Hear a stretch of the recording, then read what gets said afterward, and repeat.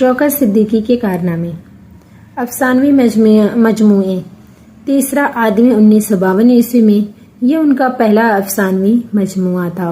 اندھیرا اور اندھیرا، راتوں کا شہر، کیمیا گر، یہ تھے ان کے افسانے۔ اب دیکھیں گے ان کے افسانوں کی ٹریک۔ تیسرا آدمی اندھیری راتوں میں کیمیا گر بن گیا۔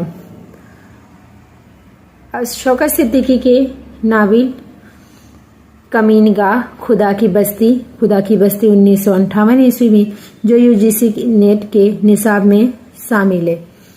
جانگلوس 1988 عیسوی میں اس کی 3 جلدیں ہیں۔ 4 دیواری، یہ تھے ان کے ناول۔ اب ناول کی ٹریک دیکھیں گے۔